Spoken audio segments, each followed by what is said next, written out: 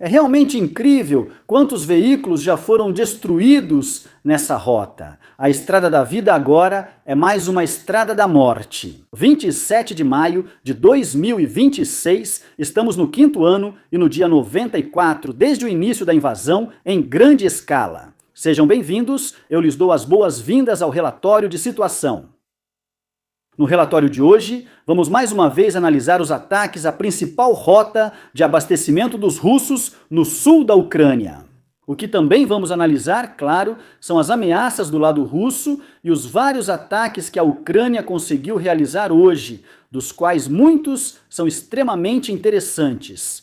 Podem entrar em contato comigo? Aliás, Kimi 3663 e Bela Zabo 1, ambos ganharam uma medalha One Tactic na última transmissão ao vivo do relatório de situação na segunda-feira. Me escrevam no meu e-mail para que eu possa enviar a vocês. Então vamos começar agora mesmo. Aparentemente, a Rússia está começando a construir a mesma arquitetura política e propagandística contra os estados bálticos que já pudemos observar nos conflitos na Geórgia e, mais tarde, também na Ucrânia. Desta vez, tudo gira em torno do tema da proteção das minorias de língua russa, uma cópia do que já vimos na Ucrânia. Moscou, é claro, fala de russofobia, discriminação e suposta opressão de falantes nativos de russo na Letônia, na Lituânia e na Estônia. Paralelamente, o Kremlin agora anuncia que pretende recorrer à Corte Internacional de Justiça. Desculpe-me, mas a principal questão não é o sucesso jurídico dessas ações. Muito mais importante é a narrativa por trás disso. A Rússia está construindo passo a passo uma história segundo a qual teria esgotado todos os meios diplomáticos e, em algum momento, foi forçada a agir, é claro, por meio de uma resposta militar. Exatamente esse padrão já existia em 2008 na Geórgia. Naquela época, a Rússia falava há anos sobre um suposto genocídio contra os ossetas, distribuía passaportes russos e, mais tarde, declarou que precisava simplesmente proteger cidadãos russos. O conceito foi oficialmente incluído na legislação russa. Intervenções militares no exterior para proteger cidadãos russos ou minorias russas. Na Ucrânia, ocorreu processo similar, mas em maior escala. Proteção à população russa, discurso sobre nazistas, genocídio e, então, intervenção militar. Agora vemos a mesma narrativa ressurgir nos países bálticos. O mais interessante nisso tudo é o timing. No mesmo dia em que Moscou anunciou que levaria o caso a tribunais internacionais, Putin assinou uma lei que permite o uso das forças armadas russas no exterior para proteger cidadãos russos contra tribunais cuja jurisdição a Rússia supostamente não reconhece. Isso parece menos uma coincidência e mais uma tentativa de preparar a longo prazo um quadro político e jurídico para futuras escaladas. A principal diferença em relação à Geórgia ou Ucrânia ainda é a OTAN. A Rússia não pode apenas repetir a mesma estratégia no Báltico. Os estados bálticos são membros da OTAN e da União Europeia, o que faz com que qualquer escalada militar represente um risco totalmente diferente. Exatamente por isso, Moscou provavelmente busca primeiro outra coisa: gerar incerteza, criar zonas políticas cinzentas e estabelecer a ideia de que existe um problema russo não resolvido no Báltico. As rotas de abastecimento russas no sul da Ucrânia, ocupada, estão se tornando um problema real para os russos. Ao longo das estradas entre Donetsk, Mariupol, Melitopol e também em direção à Crimeia, agora se acumulam caminhões e caminhões-tanque destruídos em uma quantidade que há alguns meses seria difícil de acreditar. Eu mesmo relato quase todos os dias sobre a situação, e os espectadores que não estão assistindo pela primeira vez já sabem disso, mas, aos poucos, essa farsa está realmente tomando conta. Porque o que podemos ver nos vídeos diários de veículos russos destruídos são apenas aqueles que foram gravados e publicados. Assim, as perdas reais podem ser maiores. Destaca-se a abordagem ucraniana. Em vez de identificar e atacar alvos de prestígio isolados, o foco está cada vez mais concentrado no tráfego cotidiano de suprimentos. É exatamente isso que atinge a Rússia, onde dói a longo prazo. Porque cada carga de combustível destruída, cada caminhão militar perdido e cada motorista fora de ação gera reações em cadeia ao longo de toda a logística da linha de frente. O transporte atrasa, faltam veículos em outros locais e o reabastecimento deve ser redirecionado ou protegido com mais rigor. Além disso, muitas seguradoras não estão dispostas a cobrir os danos se você passar por uma zona de perigo conhecida. Como alternativa, os valores dos seguros aumentam consideravelmente. O surgimento de racionamento de combustível e aumento de preços na Crimeia indica que esses ataques já têm efeitos reais e visíveis. Auf das Versorgungssystem haben. Os drones não tornam a chamada Estrada da Vida intransitável, mas ela está se tornando cada vez mais uma rota perigosa e muito cara. Tudo isso está indicado no mapa de situação.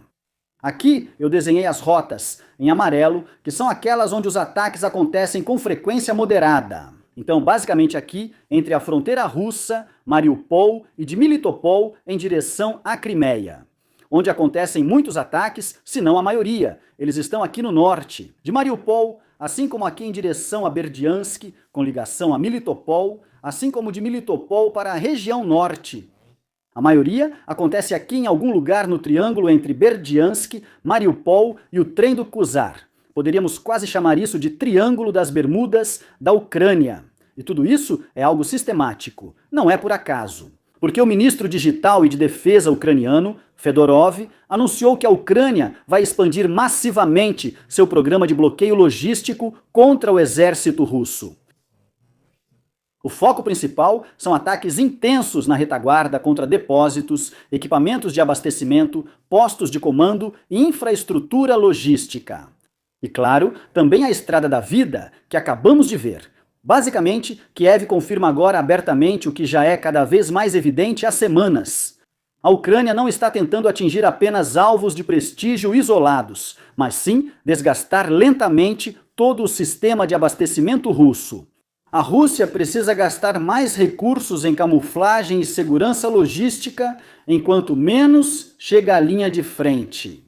Para leigos, pode parecer irrelevante destruir caminhões na retaguarda se ainda puderem atirar na linha de frente. Mas como Heinz Guderian já dizia, sem logística não há vitória. O general Barrow dos Estados Unidos também disse, citação, amadores falam sobre tática, mas profissionais estudam logística.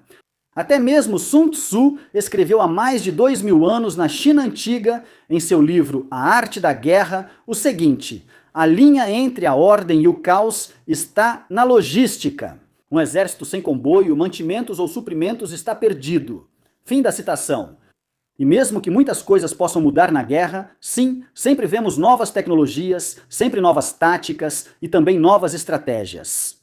Mas uma regra sempre permanece a mesma: com logística não se ganha guerras, mas sem logística se perde todas. Já que falamos de logística, a partir de hoje podem voltar a sobrecarregar a logística dos correios alemães aqui. Os novos patches da temporada já estão disponíveis, incluindo o Special War and Tactic, que é estritamente limitado. Desta vez, com meu parceiro Hino Estampado, que agora pode se juntar ao Eagle One e ao Old Patch. Além disso, tem o patch padrão com o logo do canal, que assim como muitos outros, já chegou ao topo das nossas montanhas e até mesmo à Ucrânia. Além disso, ainda temos o último estoque dos patches da Algo Crew e o novo patch de apoiador para Patrick, que sempre leva os veículos que doamos para a Ucrânia. Mesmo com a ameaça da Rússia de evacuação de Kiev, ele leva um dos carros doados para lá. O ponto principal é que você já pode comprar os patches hoje e garantir o seu antes dos demais, pois são edição limitada. E Patrick vai enviá-los para ele assim que voltar da Ucrânia. Por isso, o envio pode demorar um pouco mais. O link para uma loja está na descrição do vídeo. Os ucranianos aparentemente atingiram novamente um navio da classe Bujan. Pelo menos 2 impactos são visíveis nas imagens, e em seguida, partes da superestrutura pegaram fogo. Para a frota do Mar Negro russa, ou melhor, Mar Menor, brincadeira, a situação está cada vez mais desconfortável. Primeiro, unidades maiores tiveram que ser retiradas de Sebastopol, e agora, até mesmo navios menores estão sendo regularmente pressionados pelas ameaças dos drones ucranianos. Os Bujan não desempenham um papel secundário nisso. Os navios são usados para operações com mísseis e para a segurança costeira. Danos em sistemas de radar, comunicação ou controle de tiro podem limitar muito sua capacidade operacional. No entanto, o navio atingido era um que não pode transportar mísseis Kaliber. Aqui a situação é diferente. Pela primeira vez, aparentemente, uma corveta russa da classe Buyan M foi vista no Mar Báltico com redes antidrones adicionais. Estas podem transportar mísseis e foram observadas perto de Baltisk, ou seja, o antigo Pilau. Nas imagens, pode-se ver que a Rússia, aparentemente, também começou a proteger navios de guerra contra possíveis ataques de drones ucranianos no Mar Báltico. Acabamos de ver a necessidade que surgiu. Até agora, essas medidas de proteção improvisadas são conhecidas principalmente no Mar Negro, onde drones navais e aéreos ucranianos vêm pressionando fortemente a frota russa há anos. O uso dessas medidas nas corvetas Buyan M, no Mar Báltico, mostra como a Rússia está levando essa ameaça a sério. Os navios carregam mísseis de cruzeiro calibre e, apesar de seu tamanho relativamente pequeno, são plataformas muito importantes para a marinha russa. Enquanto a Rússia continua realizando ataques aéreos, desta vez um drone Shahed também caiu bem no meio de um campo na região de Chernihiv. Bem ali, onde um fazendeiro ucraniano estava trabalhando com seu trator. O homem, aparentemente, teve uma sorte inacreditável e saiu ileso. Essa é uma outra face da guerra, longe da linha de frente. Voronezh foi alvo de um grande ataque com mísseis, possivelmente incluindo Storm Shadow ou mísseis de cruzeiro Scalp. Fumaça está subindo sobre a base aérea militar Baltimore. Lá está estacionado, entre outros, uma ala de caça-bombardeiros Su-34 que a Rússia utiliza regularmente para ataques contra a Ucrânia. As autoridades locais dizem que até agora só destroços caíram sobre uma oficina de pneus. Ao mesmo tempo, os primeiros relatos indicam que esta área é realmente parte do aeródromo. Em especial, as áreas de manutenção, treinamento e reparo técnico ficam nessa direção. Isso seria mais problemático que um simples impacto na pista, já que aviões podem ser realocados. Oficinas, depósitos de peças, instalações de manutenção e infraestrutura técnica são mais difíceis de realocar.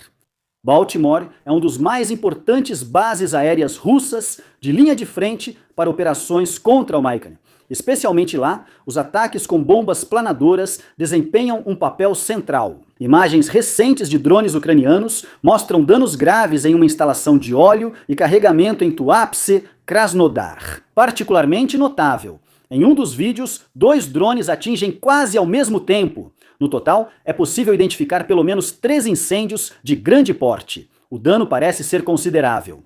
Infraestrutura de carregamento, bombeamento e portos não pode ser facilmente trocada como veículos ou armazéns. Muitos desses sistemas exigem tecnologia especializada e peças de reposição que a Rússia frequentemente só obtém do exterior por meios indiretos. Destaca-se também a coordenação dos ataques. Impactos simultâneos mostram que a Ucrânia torna seus ataques de drones mais precisos e usa padrões complexos para sobrecarregar a defesa antiaérea e o tempo de reação. Aqui fica clara uma tendência nesta guerra. A Ucrânia avançou no uso de drones, passando de ataques improvisados para ações sistemáticas e profundas contra a infraestrutura russa. Tudo isso temos visto com muita intensidade, principalmente desde o início de 2026.